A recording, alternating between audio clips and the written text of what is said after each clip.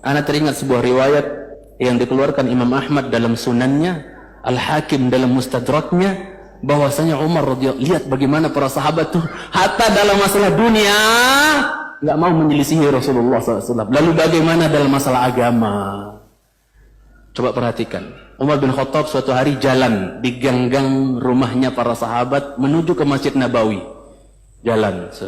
Umar bin Khattab dengan tampangnya, antum tahulah, wong dehemannya saja dalam hadis Muslim bikin tukang cukur kencing berdiri, ya kan? Beliau mau cukur, bukan beliau bekam di kepala, maka beliau cukur dulu. Tapi pas dicukur nggak sengaja, dehem, itu tukang cukurnya langsung kencing berdiri. Saking itu dehemannya Umar, saking menggelegar suaranya, mungkin kayak gemuruh atau apa gitu kan. Maka apa? Yang sebenarnya upahnya bukan 40 dirham, maka untuk uang kaget dikasih 40 dirham oleh Umar radhiyallahu taala anhu. Umar jalan menuju masjid. Tiba-tiba di pertengahan jalan ada talang, untuk biasanya untuk jatuh hujan ya, talang.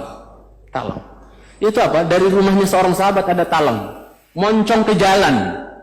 Maka beliau katakan, wallahi la uhawwilanna, demi Allah ini saya akan lencengkan ini talang, ini kok menghadap jalan nanti ngenain orang gitu kan, ya kok agak ngelenceng ke jalan nanti ngenain orang ini, siapa punya? Naik dia, nggak pakai ngomong, langsung dia naik, seret, dia apa? Dipalingkan itu talang itu, jangan sekalian dipalingkan arahnya. Ini Al-Hakim meneriwayatkan Imam Ahmad dalam Musnad, dilencengkan, turun, datang ke masjid, biasa nanya-nanya, siapa tuh punya talang, masang-masang talang apa, ngoncong ke jalan nanti kena orang, apa basah keciprat apa, siapa itu? Maka apa? Para sahabat mengatakan, itu yang masang Rasulullah lo Umar, katanya. Itu talang yang masang siapa? Rasulullah SAW. Nggak pakai ngomong, langsung kemana? Naik lagi ke atas, diarahkan persis yang diarahkan oleh Rasulullah sallallahu alaihi wasallam. La ilaha illallah. Dalam perkara dunia saja mereka enggak berani menyelisihi Rasulullah SAW. Bagaimana masalah agama? La ilaha illallah. Tanggung jawab mereka yang apa? Mengajak manusia, mengajak umat kepada yang bukan ajaran Rasulullah sallallahu alaihi wasallam. Allah tuntut nanti di hari kiamat. Waliyatubillah. Contoh lain saya bawakan, misalnya Abdullah bin Mas'ud yang tadi saya bilang tipis betis. Ya. Kurus radhiyallahu taala anhu, tapi antum tanya, ini ayat dari Al-Fatihah sampai An-Nas, tanya di mana turunnya, kapan turunnya, tentang apa turunnya, semuanya dia tahu. Bahkan dia pernah menantang, siapa yang merasa dirinya lebih jago, lebih paham ilmu tafsir dibandingkan saya, di mana dia berada, saya akan musafir melakukan perjalanan jauh untuk datangi dia kalau ada yang lebih canggih dalam ilmu tafsir. Subhanallah. Maka apa jemaah sekalian cintai, Ibnu Mas'ud suatu hari mau datang ke masjid. Sahabat, ada dua sahabat lagi berantem, biasa, jangankan ikhwan sekarang berantem gara-gara apa, ini depan Nabi, dua sahabat di masjid berantem, wah kalau bahasa kita sekarang gitu kan, saling tunjuk. Maka apa jemaah sekalian cintai, Rasulullah SAW mengatakan apa? Ya, ijlisu, duduk. Antum perhatikan di sini, mungkin sebagian pernah mendengar Rasulullah SAW mengatakan duduk semuanya, kan berantem itu pada berdiri kan, berantem, wah, kata Rasul duduk. Rasul yang ngomong duduk, nggak ada yang berani apa? Ngutang berdiri, enggak. Pada duduk semua. Qaddarallah ma syaa fa'al. Pas Rasul bilang, ijlisu, duduk. Abdullah bin Mas'ud datang dari luar, nggak ngedong apa-apa, orang berantem, orang nggak paham. Tapi ketika beliau sampai di tengah-tengah pintu, pas Rasul mengatakan apa? Duduk. Nggak ngedong apa-apa, langsung dia duduk di pas tengah-tengah pintu masjid, duduk di situ. Orang-orang bingung, loh, Ibnu Mas'ud ngapain ngalangin orang di masjid itu? Apa di pintu? Rasul sudah bersabda, untuk tariqah haqqah, berikan jalan itu apanya? Haknya. Duduk di pintu, maka Rasul menegur, Ibnu Mas'ud, ya, kok duduk di situ? Orang mau masuk dan seterusnya. Apa kata dia? Ya Rasulullah, apa kata Ibnu Mas'ud radhiyallahu taala anhu, khasyitu an ukhalifaka fa ahlak. Aku khawatir akan celaka, akan binasa ya Rasulullah gara-gara menyelisihimu, kata siapa? Kata Abdullah bin Mas'ud. Wong tadi ketika aku masuk engkau mengatakan duduk, ya aku duduk katanya. Padahal dia nggak ngedong apa-apa. Lihat bagaimana para sahabat radhiyallahu taala anhum ajma'in. Ya, hatta dalam masalah dunia nggak berani menyelisih Rasulullah, apalagi mengganti-ganti dalam masalah agama, nggak berani mereka.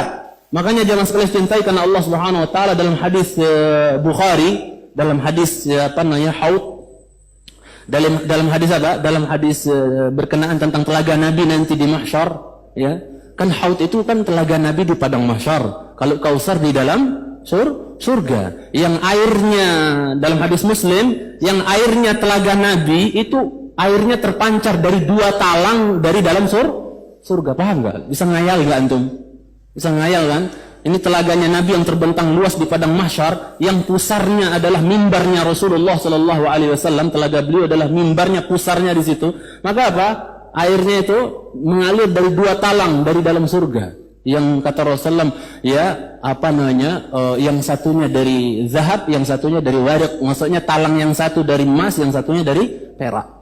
Maka apa? Ketika Rasulullah SAW melihat malaikat-malaikat mengusir sebagian orang yang mau mendekati telaga Rasulullah SAW. Sering dengar kan? Mengusir orang-orang yang mau mendekati telaga Rasulullah SAW, di mana semua Nabi punya telaga, tapi Nabi kita telaganya paling enak, paling lebih putih dari susu, lebih manis dari madu, lebih sejuk dibandingkan salju. Ya, siapa minum darinya seteguk nggak akan haus selama-lamanya, lam yadma abadan. Maka apa? Malaikat ada yang sibuk-sibuk mengusir orang, menghalang-halangi biar nggak dekat ke telaga Rasulullah SAW. Mereka itu umatku, jangan, kenapa kalian usir, kenapa kalian halang? Itu umatku, itu umatku. Apa kata para malaikat dalam hadis Bukhari? Ya Muhammad, innaka la tadri ma ahdatsu ba'dak. Awas, yang berani ganti-ganti. Muhammad, kamu kan nggak paham, nggak ngerti apa yang mereka perbuat, mereka ada-adakan, ya, sok kreatif gitu loh, ya, membuat amalan-amalan yang nggak ada contoh dan tuntunannya dari Rasulullah. Kamu kan nggak tahu Muhammad setelah kau meninggal mereka berbuat apa, nggak tahu kan kamu? Maka apa? Ya, maka Rasulullah SAW mengatakan, beliau paham bahwa orang-orang yang diusir ini adalah orang yang badalu tabdila. Orang-orang yang apa? Ganti setelah beliau wafat sallallahu alaihi wasallam. Maka beliau mengatakan suhqan liman ghayyara ba'di. Dalam riwayat lain suhqan liman baddala ba'di. Ya, jauh sana. Orang-orang yang berani mengganti setelahku, sana pergi. Tidak diterima oleh Rasulullah SAW. Yang lebih ajib lagi, mohon maaf kalau ada yang tersinggung, jangan tersinggung, tapi ya, mungkin lagi proses perubahan kali ya. Ana cuman berpikir, ketika ada orang bangkit dari mahsyar, udah haus, ngumpul di mahsyar, butuh minum. Ya kan, orang bangkit dari mahsyar, di kuburnya kan wirdan utasha, dalam keadaan haus, dahaga, butuh minum tidak? Iya. Tapi datang dalam keadaan apa? Bersih gitu, nggak bawa lambang kejantanan seorang laki-laki gitu. Dia nggak bawa. Masa dia meminta air sama Rasulullah begini? Masa begini ya? Ditutup.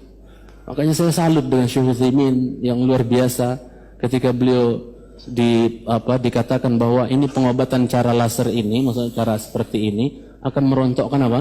Rambut dan untuk merontokkan rambut katanya. Maka Syekh nanya, ini kalau pengobatan cara seperti ini rambut rontok, dianggap ikut rontok juga enggak Pak Dokter, kata di Amerika? Ikut rontok juga enggak? Maka dia kata besar kemungkinan rontok juga Syekh katanya. Apa kata beliau kepada yang mengantar beliau? Tolong bawa pulang saya ke negeri saya. Saya tidak mau pulang menghadap Allah dalam keadaan enggak bawa ini. Enggak mau pulang kepada Allah dalam keadaan enggak bawa ini. Maka kalau ada ikhwan nanya, saya kemarin ini ada orang, Ustadz saya ditawarin kerja bagus, gajinya keren dan seterusnya, tapi apa? Tapi harus dikorbankan yang ini, mau milih aturan Muhammad SAW, aturan bos ente. Saya bilang gitu, udahlah, pilihan, hidup ini pilihan, saya bilang, mikir sendirilah, saya bilang. Itu jemaah sekalian, cintaikan Allah Subhanahu Wa Taala. Ala kulli hal, jangan sampai kita berani mengganti-ganti setelah Rasulullah SAW.